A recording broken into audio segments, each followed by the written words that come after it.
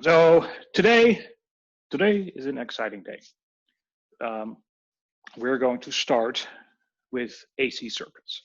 And I alluded to this subject several times throughout the course. It's not complicated. It's all linear circuits. The differential equations are linear. There are many mathematical tricks that we can use to ease our computations and to make it easier to understand the network that we're analyzing. You should have now seen some AC circuits when you were starting to do some of the in-home, at-home labs from the 220B lab. If not this week, then probably next week. The beautiful thing about AC circuits is that even though we can, we have these three basic circuit elements that work fundamentally very different. So a resistor is developing some kind of a voltage loss in the direction of the current because you're converting some of that electrical energy into heat. So it's a lossy thing.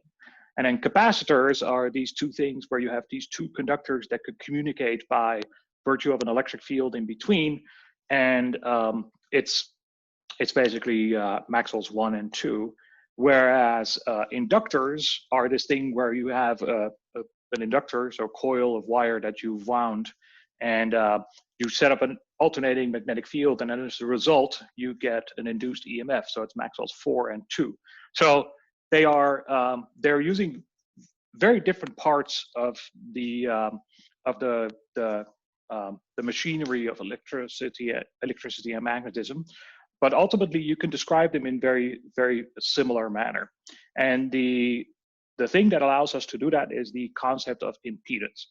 So I will give you the way to express impedance mathematically in a little bit. But before I do that, I need to tell you that impedance is a complex object, but it has dimensions of ohms, just like resistors. So an inductor has an impedance, and a capacitor has an impedance, and a resistor has an impedance. Now, for a resistor, the impedance is just the resistance. But for capacitors and inductors, it's a different manner. But what a resistance is, which is the ratio of the voltage to the current, can be generalized to AC circuits where you have the impedance, which is the ratio of something in volts over something in current. Now, that object that we're going to use to divide, volt over current, is going to be an object known as a phasor. And phasors are these really handy mathematical objects that you can use to describe sinusoidal or cosinusoidal repeating signals very efficiently, because if you know something is going to vary as a function of time, it's usually sufficient to specify the frequency separately, and then some kind of a phase difference between whatever is going through it, and then some kind of an amplitude. So rather than keep writing cosine omega t minus phi, there's this thing that you can do where you capture the phase difference and the amplitude in a single object, and that object is the phasor, and it is just a complex number. And it's going to help us analyze circuits way easier. But you'll have to dust off your complex numbers in order to do that. It is demo time. So what we have here is the following. So function generator. Point it up a little bit. So function generator and oscilloscope and network. So this oscilloscope is functionally very similar to this little handheld oscilloscope that you're using for the kit for your lab, but it has a bunch of extra features that make it a little bit more useful for more advanced use. And then this generator is a little bit like this generator, except it also has certain things that make it way easier to use. Now, let me power this thing on. So we'll have this BNC cable here. I will take it off the generator to show you. So this is a so-called This is the so-called BNC T. So named for T, right? So you plug it in some device, and then the signal splits up, one BNC cable this way, the other BNC cable this way. So that goes into my output. Now, one of these goes straight into the oscilloscope. So that's this cable. You can see it go here.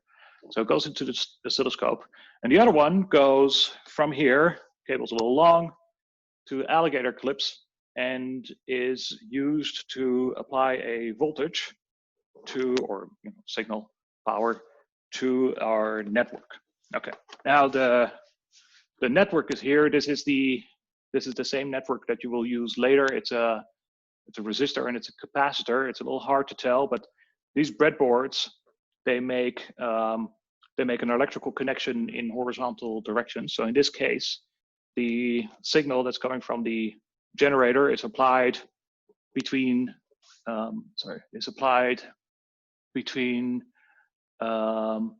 this pin and this pin. So therefore, it's going to send a current through first the resistor and then the capacitor. And then this is the other set, and that goes here, and it's measuring the voltage across the capacitor. So you see these two pins here, and those pins are connected to the alligator, and the alligator then becomes a BNC again and goes into the oscilloscope in a second input. And that is also immediately the reason why I'm using this oscilloscope instead of this one, because this one has just one input and this one has two. Okay, so first let's power this thing on. So it's a regular function generator, but the nice thing is that you can adjust the frequency as it's running. So you don't need to turn it on and off like the one from the kit. So let me see. So you can see, and it tells you exactly what the frequency is. So that's pretty nice. You could change ranges and amplitude and all that other stuff, but that's not really what I want to look at right now. Okay, so now I'm going to turn on this oscilloscope. This oscilloscope is kind of an old animal. It takes some time to turn on. You can see this is one of those really old ones that has an actual beam of electrons that go from one to the other. So I just put it in single channel mode right now. So this is doing just the same thing that the handheld oscilloscope is doing, right? So it's giving you some kind of a signal that is a function of whatever is presented on that port here. And you can change the time scale with this one. So it's a nice dial. You can see the contacts are a little flaky, so it jitters a lot, but it does work. So change the time base with this one, just like what you can do on this one. You can change the time base here, except here you do it with the dial. And then you can change the vertical sensitivity with this knob. See, yeah, there you go. So change the vertical sensitivity. Okay, now I can switch to channel 2. Channel 2 is the one that's reading over the capacitor. So I can look channel 1, channel 2, or I can do both at a time. All right, now this is where it becomes interesting. So I'm going to change the frequency. So we're looking at two signals. The one on the top is the one that goes into the network. The one on the bottom is the one that comes out of the network. So change the frequency. So I have to keep adjusting things. So we're going lower and lower and lower. You see that the amplitudes are pretty much the same, right? It's getting harder to tell. There you go. So the amplitudes are very close to the same, and you see the sine waves actually fit on top of one another really, really well. Okay, so the signal that comes out of this network is pretty much the same as the signal that goes into the network. Okay, so now we're at pretty low frequencies, so 227. Now I'm going to go up in frequency. So see if you can see this. So you see, hopefully, that the amplitude of the one on the bottom is shrinking, right? It's become smaller and smaller, like this. It becomes smaller and smaller and ever smaller. And we can go to higher frequency. You can see that it's pretty much gone by the time you're here. And now it cannot track it anymore, so the trigger is messed up. But you see that the amplitude goes down. Okay, so amplitude goes down. That's the first thing to look at. Now, the second thing to look at is the fact that, so right now, the sine waves are almost in phase, right? They're, the one in the bottom is lagging a little bit. But as I increase the frequency, hopefully you'll see that this one goes further to the right. And as it's becoming smaller, it's also shifting to the side. So in addition to an amplitude change that we get as a function of the frequency that we send into the network, we also get a phase change. And the question is why that is. Well, that has everything to do with the capacitor, because the capacitor is an element that introduces a phase. Because, as you might remember, the definition of a capacitance was C is Q over V, and Q is the integral of current, right? So if you're taking an integral of a sinusoidal phase, usually you convert from a cosine to a sine, or vice versa. So that means that there's going to be phase changes as soon as you start introducing capacitors. Okay, so that's qualitatively what happens. Now, I want to show you this one thing on this oscilloscope, which is really nice. And this is also one of the reasons why I really like these analog oscilloscopes. As much as I am all into high tech, sometimes old school is better. So this thing has a mode called XY mode. And the XY mode is cool because, I don't know if you've noticed, but it's kind of annoying when you keep adjusting this frequency. You have to also keep adjusting the time base, and it's a little annoying. So what you can do is if you use XY mode, and all right, XY mode. So XY mode will take channel 1. All right, here we go. Okay, low frequency. We'll take channel 1, put that on the x-axis, and channel 2, put it on the y-axis. And right now, because at low frequency, remember those two sine waves, they're really nicely in lockstep, they were the same size. That's why this is a straight line with a slope of 1. Now, I'm going to increase the frequency, and you see that becomes an ellipse, and ellipse, and two things are happening. So ellipse becomes bigger, and also the amplitude becomes smaller. So it goes smaller like this, and you get a phase difference.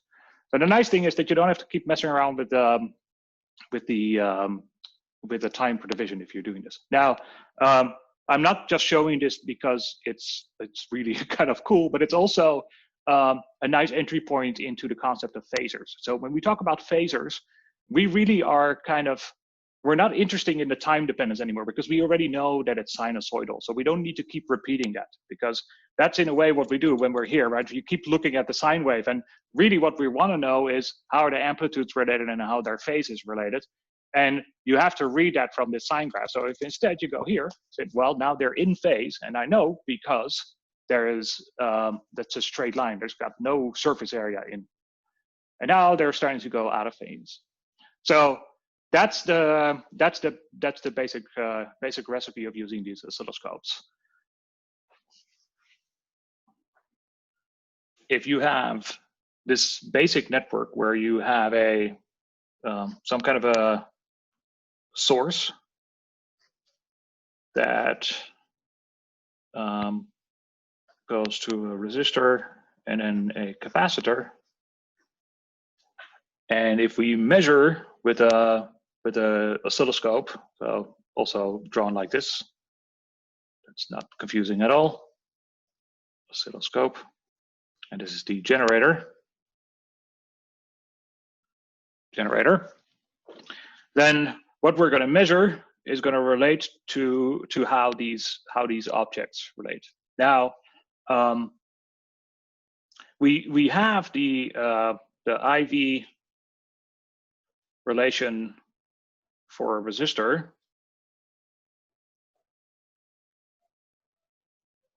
and that is that R is V over I. And now the IV relation for a capacitor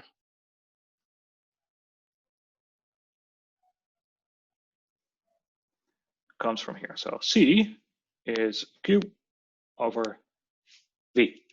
Now that's Q and that's not I, right? Because Q is the integral of I. So it's 1 over V, the integral of I t prime from something to T. So this is the current voltage relation for a capacitor, but obviously that the integral is not super handy. Now, but it is the current voltage relation. So let's say that we're applying a signal here. So there's some voltage generated, and half a cycle goes this way and half a cycle goes the other way. So we're going to call this voltage that's applied between this point and that point. So let's label those points. That's point A, and this is point B and point C. So this from point A to point C, we're going to call that the input, for instance, or the drive, or in this case, it's V across the R and C series configuration. And it's a function of T. And it has some kind of an amplitude. So V RC amplitude, and let's call it a cosine omega t. And we decide to start the stopwatch exactly at t0, so there's no funny business with phases. Okay, so that's the voltage. Now we need to now say, okay, if this is the voltage, what is the current for this circuit? So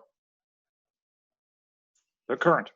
Well, we have a voltage that gets applied, the RC cosine omega t. And then we know the voltage that goes across the resistor. That's just I times R. Let me actually write that explicitly as a function of time. And there's also a voltage across the capacitor, so we swap these, we get a 1/C. We get a 1/C, and we still have this integral of I t dt. Okay, now this is, therefore, if we want to know what the current voltage relation is for this circuit, we need to solve this differential equation. There are a couple of things that we can do. So, for instance, we know that there's no reason to expect the current to do anything else than be some kind of a function of time and having the same frequency as this, because for linear circuits the frequency doesn't change. So linear circuits, frequency does not change.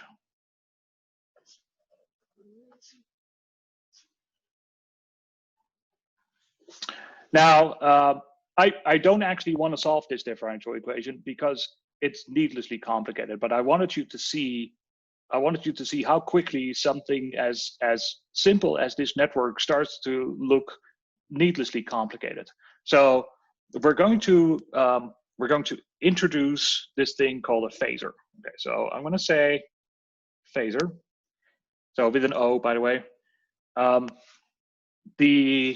The phasor for voltage is defined in this way. It's the real part of, that's the phasor, E I omega t. So this is the phasor. And in this case, what does that look like? Well, we know that the voltage across the RC is just VRC cosine omega t. Okay, so if we know that VRC t is some VRC amplitude cosine omega t, then we can actually write that without too much trouble in this form, because if you remember, if you have a complex number, so some kind of a complex number z, and it's some r e to the I phi, or you can write it as r cosine phi plus I sine phi, then that's the complex number. So if this is a complex number, the real part is just this thing. So r cosine phi. So what we do, this phi, which is omega t, we're going to put as a complex exponent. And then this r is going to be the amplitude. And if you dig through it a little bit, it is not too hard to see that what you get is VRC E I omega t. This is the same as this, where now this VRC is the voltage phasor representation of this. So this is the Phasor form, and this is the real form. Now, this is the voltage phasor, right? We also need a current phasor. Well, that's easy. If we have a current phasor, we just have an I of t. Same thing. We have some kind of an amplitude, some kind of a cosine, but we could have some kind of a phase difference. Then that means you can write this as the real part of some I naught times e to the I phi times e to the power I omega t, right? Because these two exponents with both imaginary numbers, you can combine into a single exponent, and then that is this phi that goes here, that becomes the argument of the cosine. So this is the exact same as this, except this is the Phasor form, and this is the real form. Now, I hope that you already start to see, even though you might not see yet how this is going to be used, I hope that you already start to see how compact it is. So rather than having to write this with phi's, we could just say, you notice I naught e to the I phi, done. That's the Phasor form. And this, instead of writing a VRC cosine omega t, we just say, you know what, it's VRC. Okay, now, what we need is, we need the current voltage relation for the capacitor. So for the capacitor, we have the where are we? Here, the voltage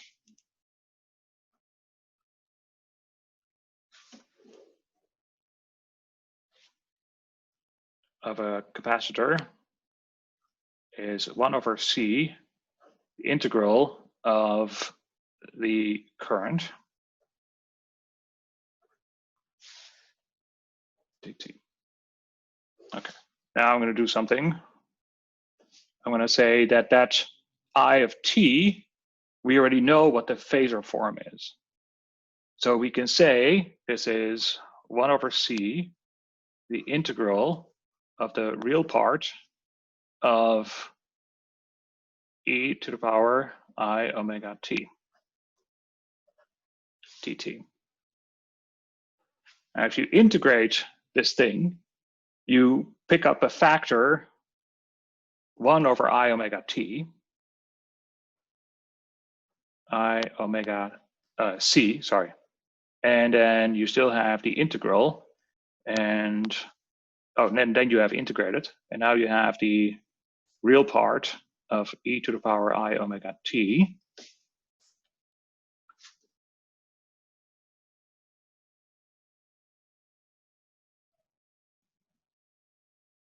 I'm missing an I. Oh, yeah, there we go. I and I.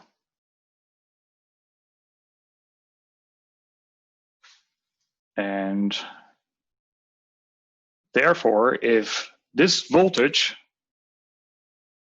is the real part of the voltage phasor e to the power I omega t, and it's equal to this, which is 1 over I omega c, real part of I omega c. Let me bring this in. E to the power I omega t. Then you see that the voltage phasor and the current phasor are very simply related through this relation. So we get the voltage phasor over the current phasor is 1 over I omega c.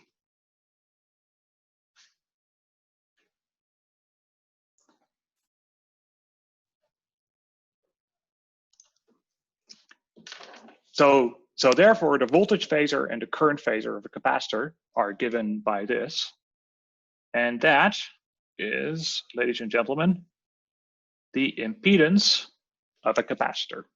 So the impedance is the voltage phasor over the current phasor, and it's just this very simple expression.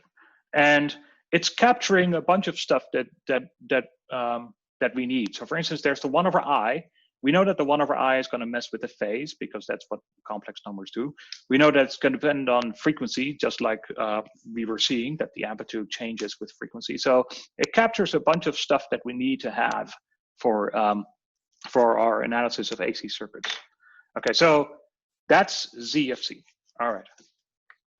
Now, let's apply this to the network. So we're going to do a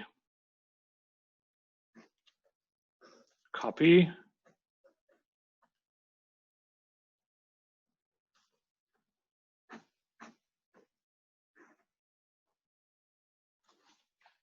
And now, because we know that voltages in a closed loop, loop must add to 0, so must the voltage phasors. Let me describe what I mean by that. So we have a V that we have VRC of T. It's some amplitude, VRC cosine omega T equals the voltage across the resistor, cosine omega T, plus the voltage across the capacitor, cosine omega T, but there's going to be phase differences. Okay, but they do need to add up. So you can wrap this expression in phasor form. So write this all as real, real, real. Then the phasor form of this, so phasor form, is that the VRC phasor is equal to the voltage phasor across the resistor and the voltage phasor across the capacitor. So way easier and shorter than this. All right. Now, so we know that. We can just write the voltage phasor across the resistor. We can use the impedance. So it's going to be the current phasor times the impedance of the resistor. And that's just resistor. I'm just resistance. I'm writing it like this. Plus the current phasor of the same current times the impedance of a capacitor.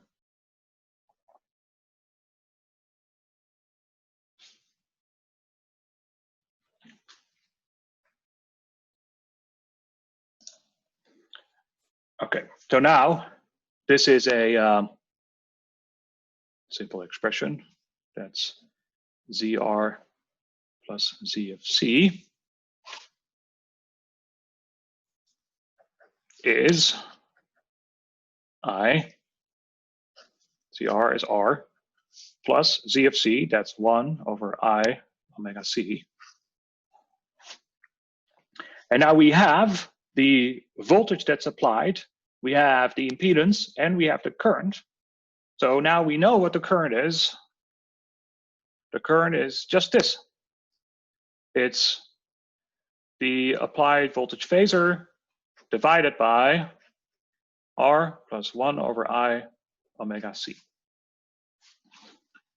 So instead of having to work with integrals, when we went to phasor form, we just it just became a simple algebra, and we didn't have to do any calculus anymore. So so we have the current, and now if we want to know the voltage across the capacitor, because that's the one that we were measuring, well, the voltage across the capacitor is that current times the impedance of the capacitor. All right, so it's that current, which is this expression. It's going to be a little bit long, but that's okay. VRC times the impedance of a capacitor, which is 1 over I omega C, divided by R plus 1 over I omega C. And it's common to multiply both sides by I omega C. So you get VRC, you get, swap these terms, I omega RC. So this is the voltage across the capacitor for a network like this. Okay, now how do we read this? Because it's a complex number, right? It might not be immediately obvious what happens as you change the frequency. So let me first show you how you read this in complex numbers. So for low frequencies, this omega goes to 0. The voltage across the capacitor is VRC over 1, okay? So the voltage across the capacitor here that you measure is, did not draw this, voltage measured here, measuring V of C. The voltage that you measure here is just whatever you apply here. Well, and that is because at 0 frequency, this is an open circuit. So there's no current going to go through here because it's an open circuit. Now, when you increase the frequency, it's going to pick up a phase difference because there's an I, but it's also going to make this number smaller. And that's why when I was increasing the frequency, you had this one sine wave that was like this, and then it went like this.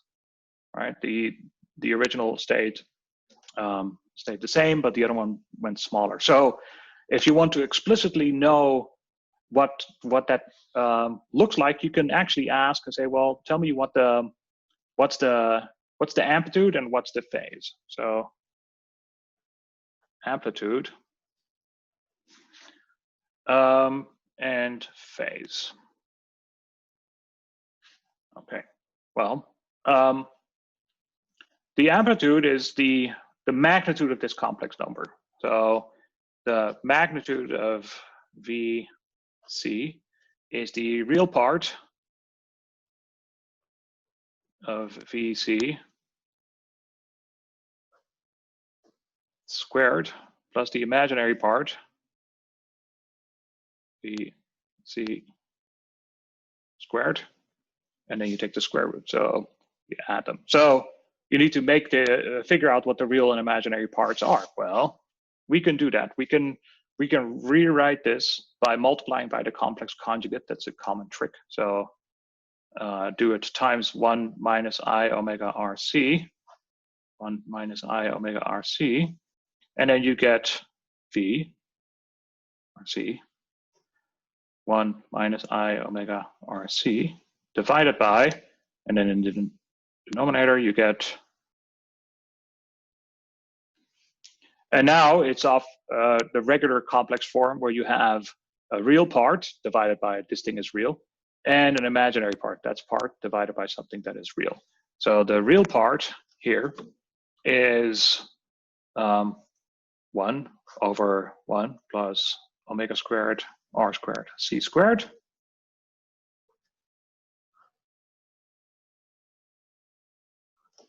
And the imaginary part is this one. It's omega minus RC over 1 plus omega squared R squared C squared. Ooh. Squared.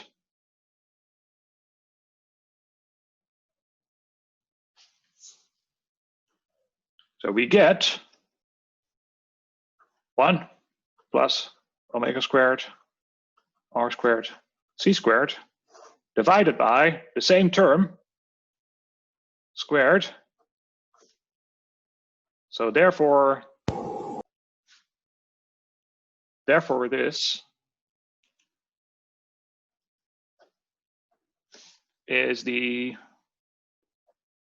square root of that thing, 1 plus omega R C squared. And this again shows you the same thing, that where if the frequency goes up, this voltage, oops, I lost VRC.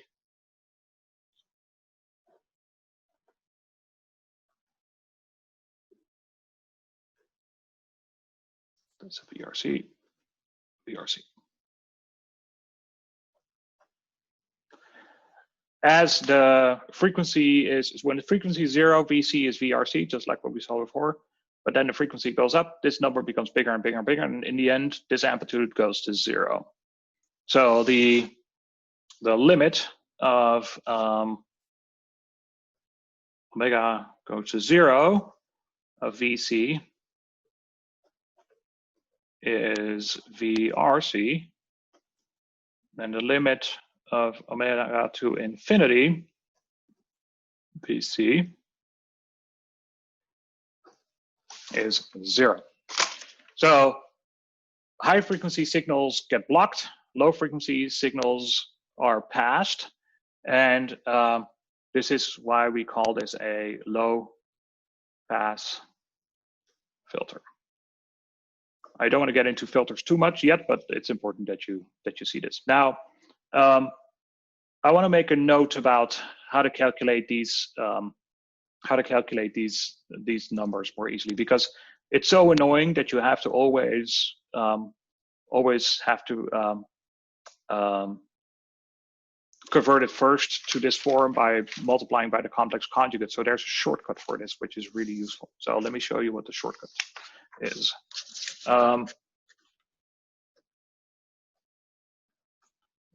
For some complex numbers,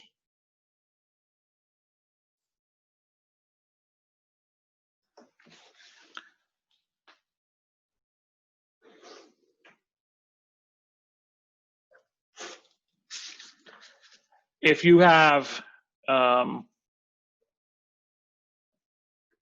if you want to know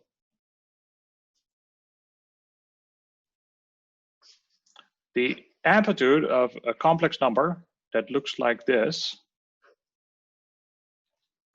so magnitude, sorry, then that is the same as 1 over r to e to the I minus phi, and that is therefore 1 over r, which is 1 over r.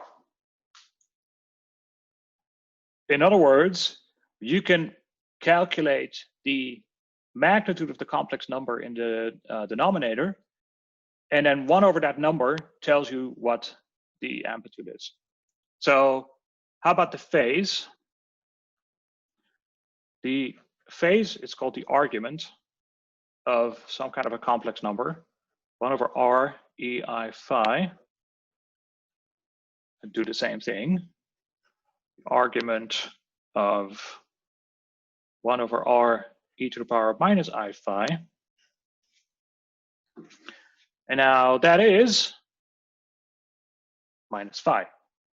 And for reference, because some of you have not seen this before, the argument of r e I phi is phi. It's that argument is that thing that is in the complex exponent. So also for this, if you know what the argument of the complex number in the denominator is, you just need to work out what that is, put a minus sign in front of it, and be done with it. So if we go back to this form, so we have this form, and rather than multiplying by the complex conjugate, I'm going to use this trick. So I'm going to say the amplitude of, I'm going to drop the, oops, 1 plus I omega RC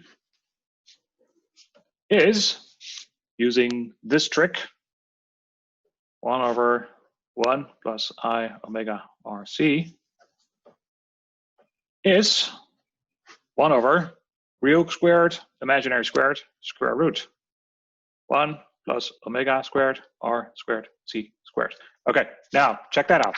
How fast is that, right? None of this nonsense, and you get the exact same answer. But you get there in 2 steps, and you could probably, once you got this process down, you could do it probably even much faster. Same thing with the argument. 1 over 1 plus I omega RC is minus the argument of 1 plus I omega RC, and that is minus the arc tangent of the imaginary part, which is omega RC divided by the real part. So now we have the phase difference and the amplitude difference. Now,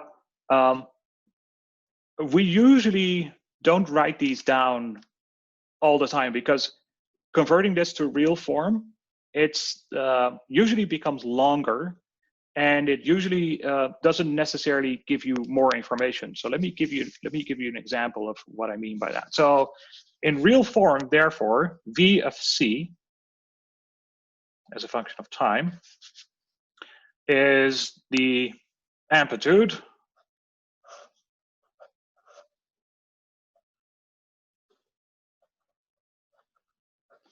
times the cosine of omega t minus the arc tangent of omega RC. That's the full real form of the voltage that gets developed across the capacitor. Now, in phasor form,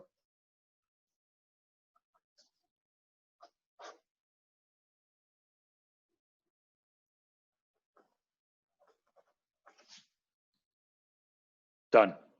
And it tells you exactly the same thing. I did drop the VRC. Sorry, let me. VRC. Okay. Hopefully you see that this is much more economical than this. This is one of the most simple circuits that you can study, just a simple RC circuit. This is needlessly complicated. And it doesn't even tell you anything more, right? Because this tells you that there's a frequency-dependent phase difference. We know that from this, because this phase, this thing that introduces a phase, depends on frequency. In addition, we know that the amplitude goes down, because when the amplitude goes down, this thing, when frequency goes up, this thing becomes larger and larger and larger. But we also know that from here, because this thing in the denominator becomes bigger and also out of phase. So this tells you as much as this, but I would argue that this tells you in a way that is more opaque than this. So that's the end of my argument for phasor use. And now we'll ask some questions. So summarizing, we have the impedance of a capacitor is Z of C. It's the voltage phasor over the current phasor. This is by definition. And it's 1 over I omega C. The impedance of a resistor,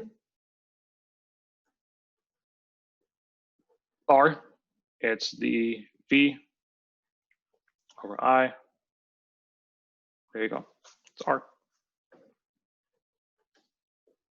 C of R is R. And now that you know how to manipulate these phasors, you can just use your network theory and do circuit elements. So do more interesting networks. So we'll do that after the break. So we had this one where we had the resistor and then the capacitor, and we were measuring the voltage here. Now we're going to do the transpose. What does that mean? Well, we're going to swap the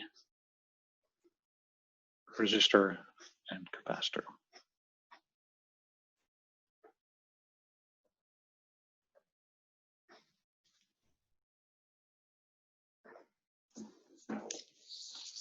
VR. And now your mission is calculate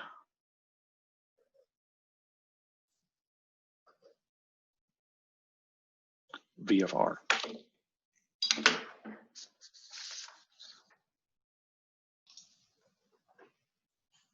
Okay, I see a lot of struggling still, so let me walk you through what's happening. So the question is, what's the voltage that we would measure across the resistor in this case? And We want that as a function of the thing that's driving the circuit and that capacitance and resistance. So capacitance and that voltage. This is the voltage phasor that develops across the resistor as a current flows through it. This is Ohm's law in phasor form. So it's just the V is IR, but then replace the whole thing with phasors. So if we want to know this voltage, we need to know this current. The current is the current that flows through this resistor. And because they are in series, the current that flows through the capacitor is the same as the current that flows through the resistor, is the same as the total current that runs through this. So IC is IR is IRC. And because they are in series, also the voltages add. So VC plus VR is VRC. So then VC by definition is IC times ZC. So that's Ohm's law for the capacitor, which is not using resistance, but impedance now.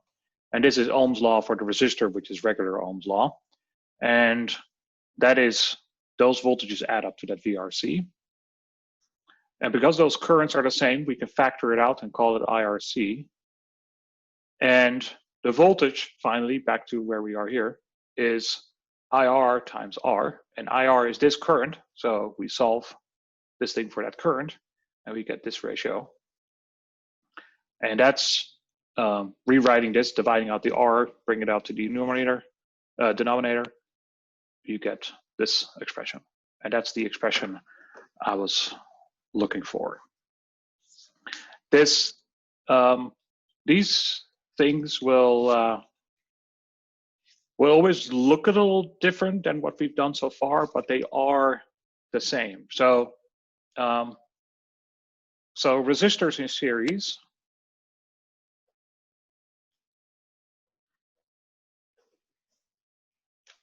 says that V12 is V1 plus V2. I12 is I1 plus I2.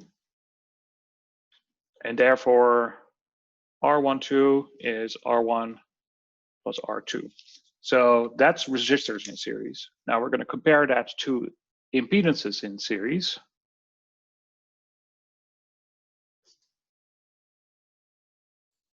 So V12 is V1 plus V2. I12 is I1 plus I2. And therefore, Z12 is Z1 plus Z2. So it looks just like DC circuits, but now we're using phasors where we had regular currents, and we're using impedances where we had regular resistors. And if you want to see how we can go from here to there, you could do it like this. For instance, you could say V12 of T is V1 of T plus V2 of T. Now we're going to write that in phasor form. So V1 of T by definition is real part. V12 phasor, E I omega T, is real part of V1, E I omega T, plus the real part of V2, E I omega T. And now we have here the real part, real part, real part. Real is a linear operation, so we could just say this is real part of V12.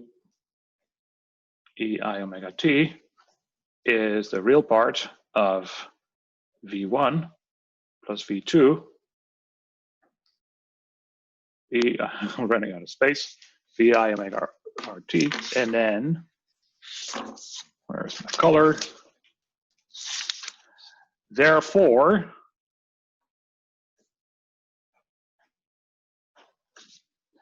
this, which is the statement for the voltages, translates to this in phasors. And the way to go there is to go through the phasor definition. You can do this for the voltage phasor, the current phasor, and the resistor phasor. Okay, and then in parallel, so resistors in parallel,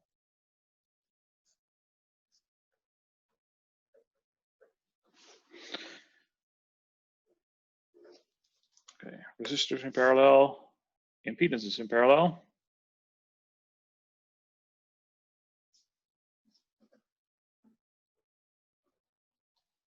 Okay, for resistors in parallel, we have V1, V2 is V12. I1 plus I2 is I12. And Z1, sorry, jumping the gun, 1 over R1 plus 1 over R2 is 1 over R12. And now in impedance and phasor form, we get a V1, V2, V12.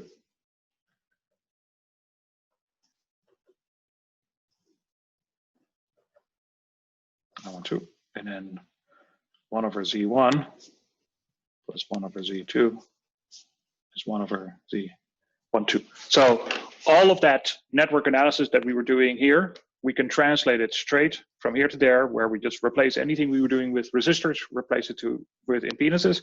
Anything that we were doing with currents and voltages, we replace them in phasor form. And then all of the analysis can go the same thing. So we can even do Kramer's rule with complex circuits if you are so inclined. All right. Now, one more thing. RMS. We haven't really talked about RMS. So RMS stands for root mean squared. All right. Now, what do we mean by root mean squared? Well, let's take our V of t, which is some V naught cosine omega t. Then the RMS value is the root of the mean of the squared. So sometimes it's useful to put parentheses here, and then VT, and then close the parentheses. So you see, we take VT, we square it, then we take the mean and we take the root. All right, so we square it. So we take V naught cosine omega t, we square it, there we go. Then we do the mean. Now the mean, we need to describe what we mean by mean. We have to do, because it's a continuous signal, the mean means having to do an integral and divided by the duration of the integral. And we use 1 period. And then now we have the mean. And now the root, okay, square root. This is V RMS. Now let's talk about what's all the stuff in here. So first of all, this V naught, it's doesn't depend on time. Oops, forgot to integrate over time. Doesn't depend on time, so it's just a number, which means we can pull it out of the integral. So we have a V naught that becomes a square when we pull it out of the parentheses. We could pull it in front of the integral, it still remains a V naught squared. We could pull it out of the square root, and then it drops its square. So therefore, this is V naught times the square root of 1 over t integral cosine square omega t dt from 0 to t. And then we close my integral. There you go. So the VRMS is V naught times this thing. So the root mean square value is another way to quantify this V naught. The question is, what is this number? All right, well, that's not too complicated of an integral, but I don't want to do it because I get tired of trig identities. So let's do this on the side here. So the integral of cosine square omega t from 0 to t dt is the integral of e I omega t plus e minus I omega t squared dt with a 1/4 in front. Okay, 1/4, still the integral. We're going to square it out. So 2I omega t plus e to the power minus 2I omega t plus 2 dt.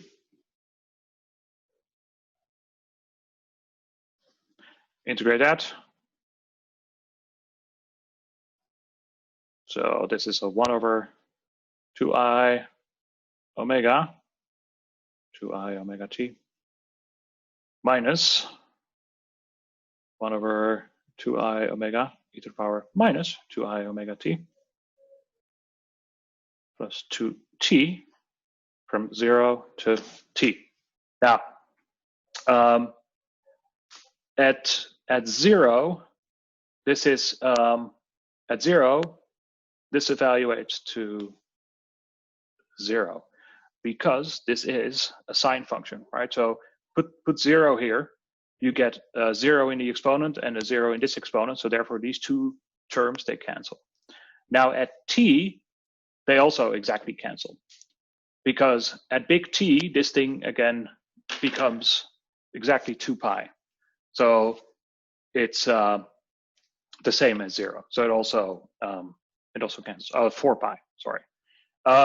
So these ones don't actually end up doing anything. So all we need is this thing here. So we integrate that. We get 1/2 big T. All right. So that's this integral.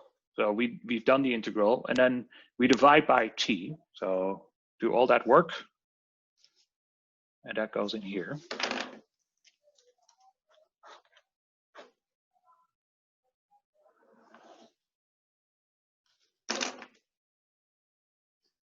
And we divide out the t again. So now we have left here a v naught square root of 2. And that's it. Sorry, square root of 2 to the power 1/2. That's VRMS. So there we go. So VRMS is V naught divided by root 2. So it's just a different way of describing what the strength of a signal is. And we can do this for, we can do it for voltages, we can do it for currents. Anytime it's sinusoidally varying like this, it is going to look like that. Now,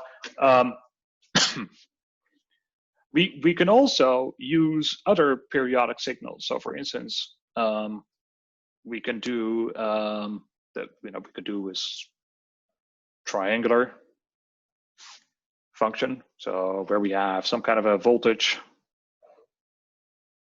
as a function of time, and it goes up triangularly. Or we can do sawtooth, or we can do square wave.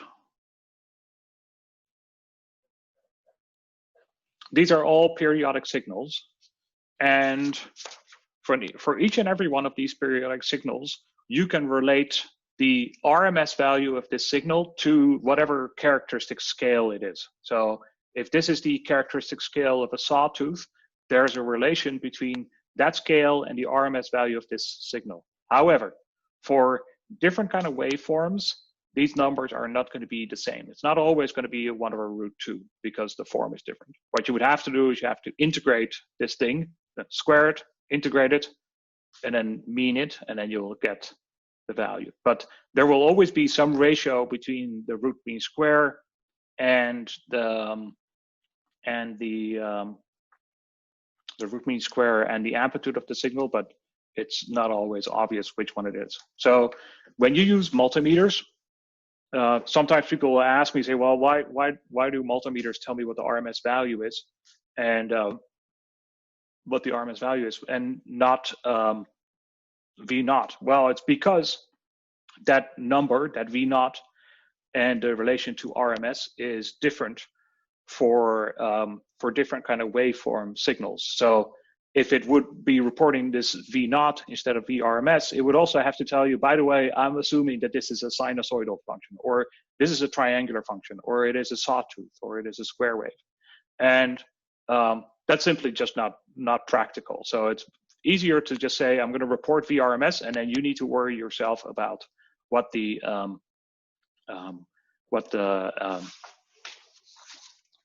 conversion is once you have looked at it on an oscilloscope.